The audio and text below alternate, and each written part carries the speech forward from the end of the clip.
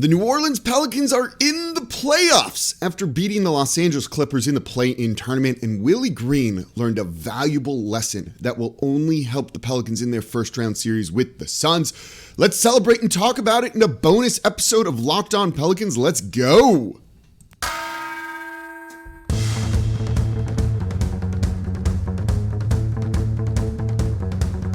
You are Locked On Pelicans, your daily New Orleans Pelicans podcast, part of the Locked On Podcast Network, your team every day.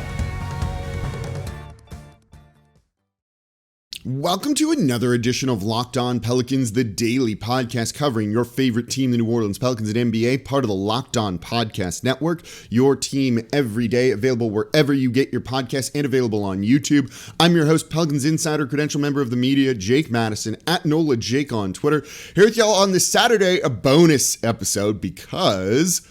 the Pelicans are in the playoffs. First round date set with the Phoenix Suns after beating the Los Angeles Clippers in the play-in tournament. Do you get it? Do you hang a banner for a play-in tournament championship? It's a tournament. Isn't there like a title at the end of it? 105-101, hanging on to beat the Los Angeles Clippers. A really up and down game. We're going to talk about this one. The first half, that third quarter, and what Willie Green can learn from that, and just the overall vibes around the team and how far they have come this year, because this is definitely a big accomplishment. And Pelicans fans, you should be proud of this team, and you should be excited today, even though you're getting the Phoenix Suns, who are really freaking good. And thank you for making Locked On Pelicans your first listen every day. We're free and available 5 days a week, Monday through Friday, and then bonus episodes on Saturday. There might be an episode tomorrow as well. And no paywall or anything like that, just Pelicans talk Monday through Friday, not beating the same stupid narratives that the national media is. Boots on the ground, I live here in New Orleans covering the team on a daily basis. So let's get into it. That first half against the Los Angeles Clippers. This went about as well for New Orleans as it could have gone. They're given a boost by no Paul George in this one. And look, I don't want to celebrate that. That's a guy who tested positive for COVID, who was feeling bad. I don't want anyone to get COVID, but you can only play who is in front of you, and the Pelicans caught a bit of a break, huge break without Paul George. And then before the game, they announced that Luke Kennard was out. He had been questionable, and that was a big boon for New Orleans, because going into this, if you listen to the preview show from the other day, I was nervous about the Clippers' role players hitting shots. If you go back to that game on March 26th, whatever it was when they last played in LA, and the Clippers smoked the Pelicans, that was their role players stepping up and hitting shots. They have shot makers with length up and down their roster. But losing two guys, including their best player, really hurts that depth and evens the talent level with the Pelicans. And so if they could make these role players uncomfortable and didn't let them get into a rhythm and hit shots, New Orleans was going to be able to keep up with them. But if those guys were hitting threes, right, New Orleans can't keep up with the team shooting threes. And in the first half, the Clippers didn't hit threes. They were actually making them uncomfortable. The Clippers shot 4 of 21, 19% from three in the first half. That's massive. Combine that with Brandon Ingram going off in the first quarter to the tune of 16 points, getting just enough from other guys. Larry Nance Jr. being a key in this one in the first half. 10 points, 9 rebounds. And I'd said he was probably going to play more than Jackson Hayes and be more of an impactful player than Jackson Hayes was.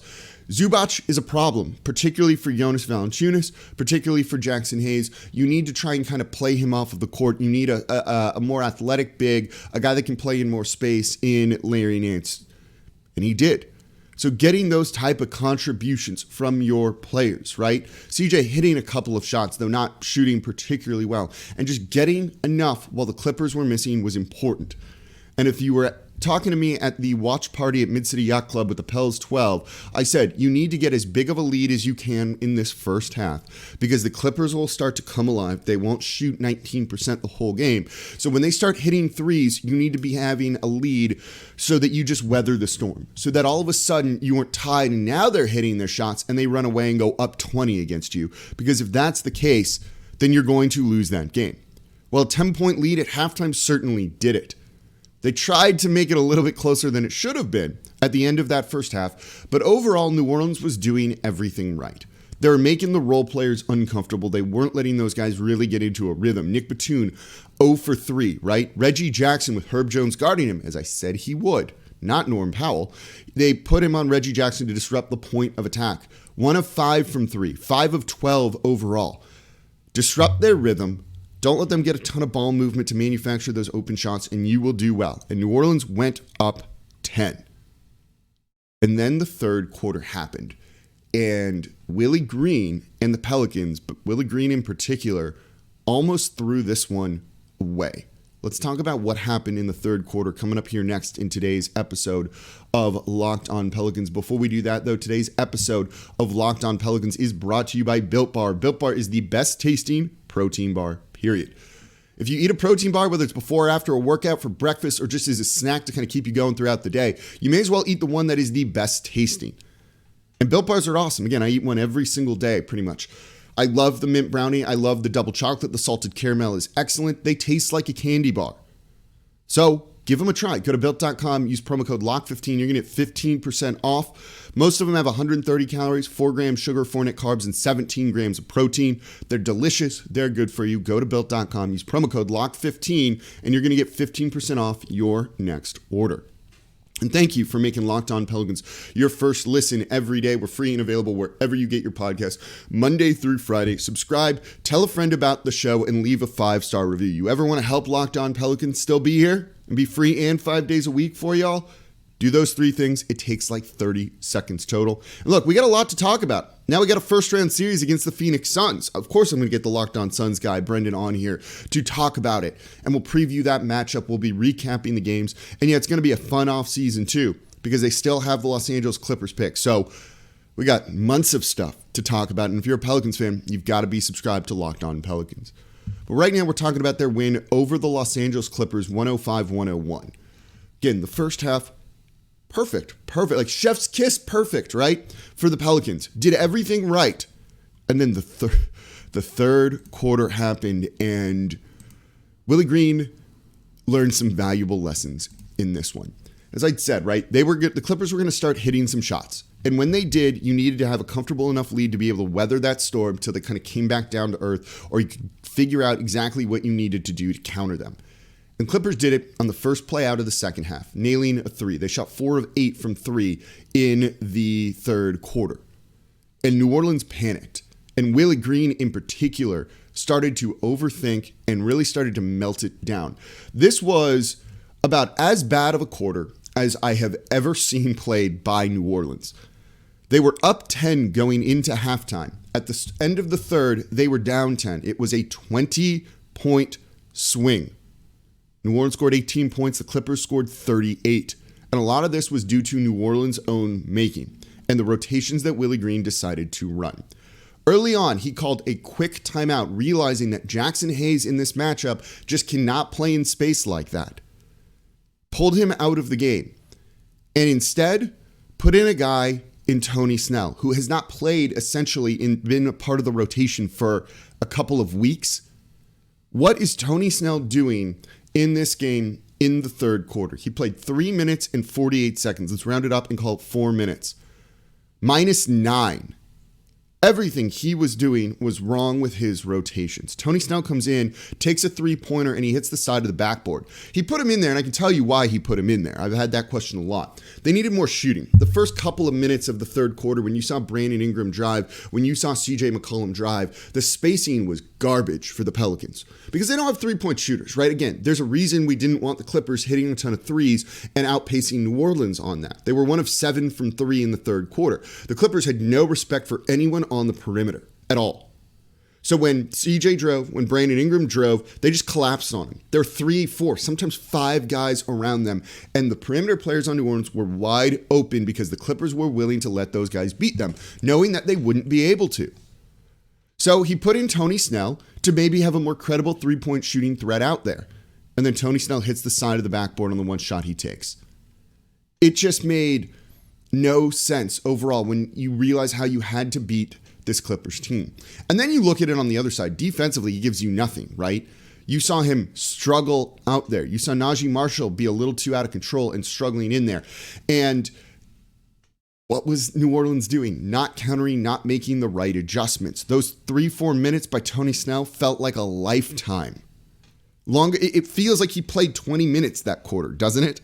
It was that bad during that stretch. New Orleans was sloppy on defense because they didn't have guys that could rotate and cover, and you started to see the Clippers manufacture and create open three-point looks. Started with someone dribble driving past, say, Tony Snell, getting to the rim, over rotations and over commitment on help defense by the Pelicans, leading to a kick-out pass to the corner, a long closeout, which didn't work or got there just enough time that, okay, cool, let's just pass it to the next guy. They move the ball around the horn, and they get an open look.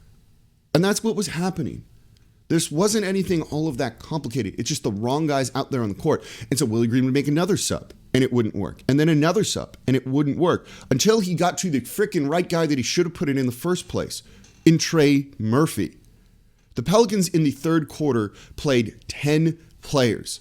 10 players in the third quarter. It's the playoffs. It's an elimination game. Tighten up your rotation. We'd said that was going to be a key to that in yesterday's show. And Willie Green overthought it. Went to these veterans that hadn't been playing, that are not as good as your young guys, that can actually make an impact in this one.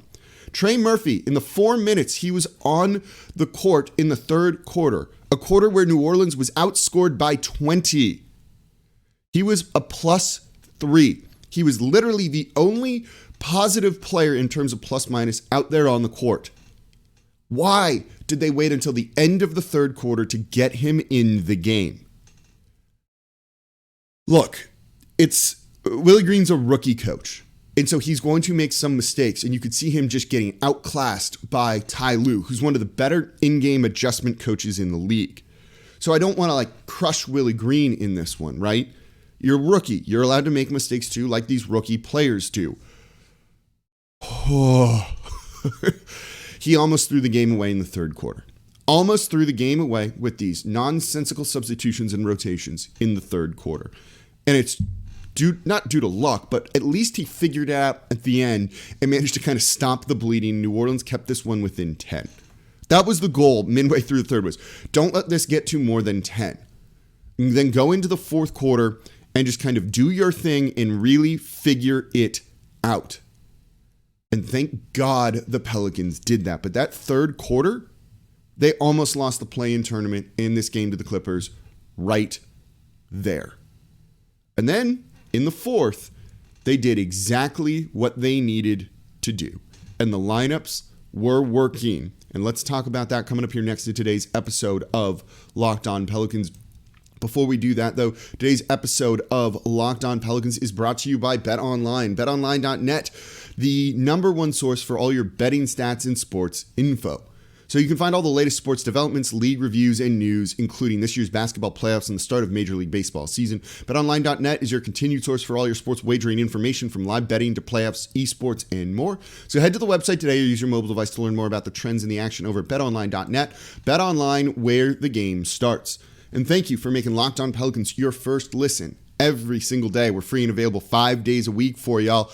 Getting ready to cover some NBA playoffs, 2 home playoff games. It's going to be so much fun. Also, shout out Pels 12 for organizing the watch party at Mid-City Yacht Club. I had a really fun time there. I know everyone did there too. I hugged so many random people after the game, and it was a great time. I'm sure they're going to have more coming soon for the postseason as well. So make sure you're following them at the Pels 12 on Twitter.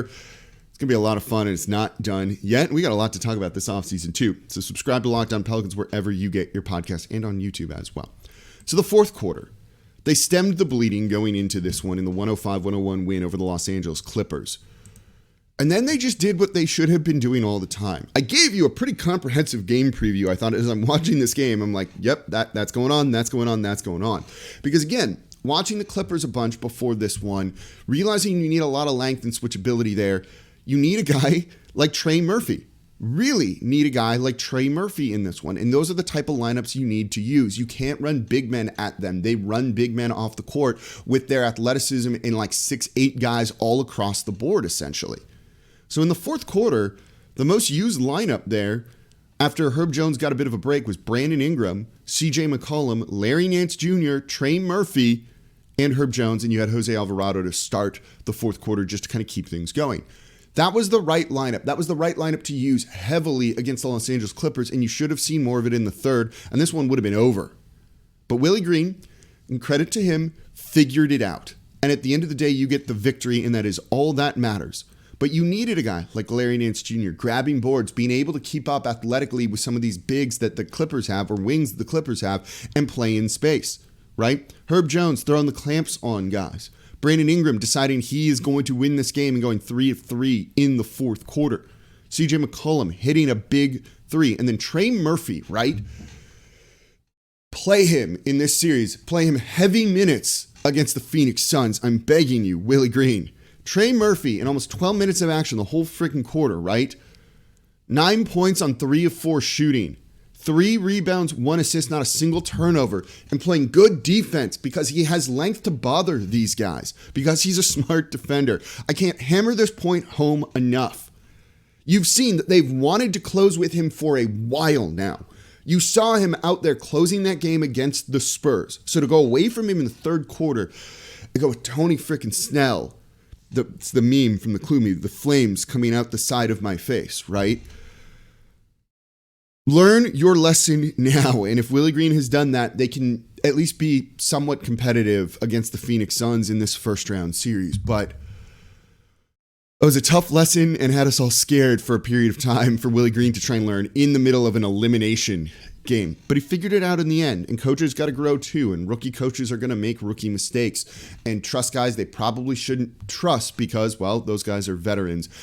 And at least he figured it out and played the right guy, and the Pelicans get the win. And at the end of the day, that is truly all that matters, unless he repeats these mistakes again, but don't do that. And now the Pelicans are in the playoffs, coming from a 1-12 start, a 3-16 start to get the 8th seed. This is fun. This is why you have a play-in tournament, right? Of all of the teams in the play-in tournament in the West, which one went in with the most momentum? Maybe the Clippers to a degree, but also the Pelicans, who finished the season strong since February, right? 7th best offense, 8th best defense. They got off to a rough start due to injuries, due to a new coach, and figuring all of those things out. But you can easily say, and they've proved it now, they're one of the 8 best teams in the Western Conference. They are a playoff caliber team at the end of the season. And that's why they got in. That's why they got in, because they deserve to be there. And now you get 4 games against one of the best regular season teams, and we'll see how they do in the playoffs, that I've seen in a really long time. The Phoenix Suns are freaking good. And you'll get to grow from this and use this as a launching point and a developmental tool, right? This is what the Suns did themselves in the bubble, ending strong, getting into the play-in tournament, having success there even if they didn't get into the postseason. Memphis did this last year, 2 years in the play-in tournament, getting in last year, getting that postseason experience, and now they're the 2nd seed. They have the 2nd best record in the NBA. New Orleans can use this to their advantage too. Enjoy these moments if you're the players, but learn from them and work hard, because this is only going to benefit you next season. Meaningful moments out there on a basketball court are really impactful. These games are like light years worth of development compared to the regular season. You get to game plan. You get to strategize over a hopefully 7-game series, let's say. You get to make adjustments. You get to learn from your mistakes and then go and apply them against the same team on the next night or in the next game. These are huge moments for New Orleans, and they deserve to be there. And you Pelicans fans who've been through with them thick and thin this year, and you deserve this too. And it is so much fun to see the group come together. I'm an old man at this now, right? I've been covering the team for a decade. Going back to Chris Paul's last year here is when I started doing media coverage around this team. I've been hosting Locked On Pelicans for 6+ years at this point, I think. We're over 1,200 episodes of this show. This is the most, since I've been covering the team, that I've seen the fan base come together like ever before. This is the closest group of fans, the most passionate group of fans. And you're a big reason, and I mean this, you're a big reason why this team is in the playoffs. You can see how they fed off the energy in the Smoothie King Center, particularly against that Spurs team, in that Spurs play-in tournament game on Wednesday, feels like a year ago now. And when the Suns come to town for 2 more at least home games, you're going to make them feel it too. And Chris Paul remembers because he's been through a lot of this before. So he's going to be trying to get those guys ready. But he hasn't been here in a while for it. And so you're going to let him hear it. And I think it'll rattle the Suns just a little bit. So that's going to do it for this episode of Locked on Pelicans. Probably not this week of Locked on Pelicans because I probably need to do a show tomorrow. So we'll see. Thank you all so much for listening. Thank you all so much for sticking with me throughout the season. A lot more to come. It's going to be a fun time. We get a playoff series against the Phoenix Suns. As always, I'm your host, Jake Madison, at NolaJake on Twitter. And I'll be back with you all, probably tomorrow on Sunday before Game 1.